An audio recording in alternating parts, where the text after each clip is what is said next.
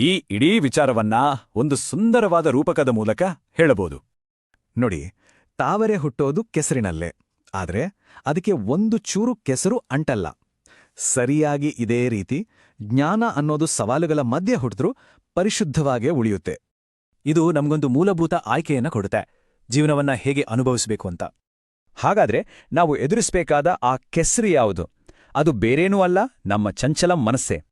ಒಂದು ಪ್ರಾಚೀನ ಗ್ರಂಥ ಹೇಳುತ್ತೆ, ಮನಸ್ಸು ತುಂಬಾನೇ ಚಂಚಲ, ಬಲಿಷ್ಠ ಮತ್ತೆ ಹಠಮಾರಿಯಂತೆ.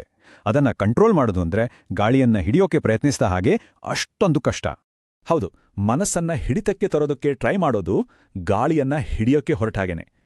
ಸೊ ಈ ಸವಾಲಿಗಿರೋ ಪರಿಹಾರ ಅಥವಾ ಸಾಧನವೇ ಮೂರನೇ ಕಣ್ಣು. ಅಂದಹಾಗೆ ಇದು ಯಾವುದೋ ಅಲೌಕಿಕ ಶಕ್ತಿಯಲ್ಲ, ಜ್ಞಾನಕ್ಕೆ ಇರೋ ಇನ್ನೊಂದು ಹೆಸರು ಅಷ್ಟೇ. ಅಂಥ ಈ ಜ್ಞಾನ ಇದೆಯಲ್ಲ, ಜಗತ್ತಿನಲ್ಲೇ ಅತ್ಯಂತ ಪವಿತ್ರ, ಎಲ್ಲವನ್ನೂ ಶುದ್ಧಿ ಮಾಡೋ ಶಕ್ತಿ. ಇದು ಪುಸ್ತಕ ಓದಿ ಬರೋ ಜ್ಞಾನ ಅಲ್ಲ, ಅಥವಾ ಡಿಗ್ರಿಗಳಿಂದ ಬರೋ ಜ್ಞಾನನೂ ಅಲ್ಲ.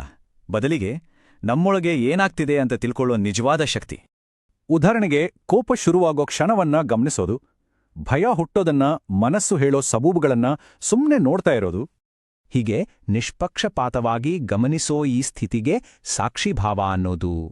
ಸರಿ, ಹಾಗಾದ್ರೆ ಈ ಸಾಕ್ಷಿಭಾವವನ್ನ ಬೆಳೆಸ್ಕೊಳ್ಳೋದು ಹೇಗೆ? ಉತ್ತರ ಸಿಂಪಲ್: ನಿರಂತರ ಅಭ್ಯಾಸ ಮತ್ತೆ ವೈರಾಗ್ಯದಿಂದ. ಒಂದು ಕಡೆ ಶಿಸ್ತಿನ ಅಭ್ಯಾಸ ಬೇಕು, ಇನ್ನೊಂದು ಕಡೆ ವೈರಾಗ್ಯ ಅಂದ್ರೆ ಅನಾಸಕ್ತಿ ಬೇಕು.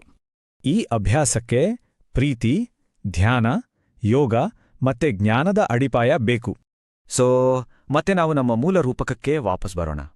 ಅಂದ್ರೆ ಜೀವನದ ಕೆಸರಿನ ಮಧ್ಯದಲ್ಲೇ ಇದ್ರೂ ಪರಿಶುದ್ಧವಾಗಿರೋಕೆ ಸಾಧ್ಯ ಇದೆ.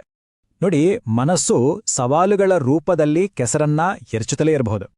ಆದ್ರೆ ಜ್ಞಾನ ಅನ್ನೋದು ಅರಳಿದ್ರೆ ನಮ್ಮ ಜೀವನ ಕೂಡ ಸುಂದರವಾಗಿ ಅರಳುತ್ತೆ.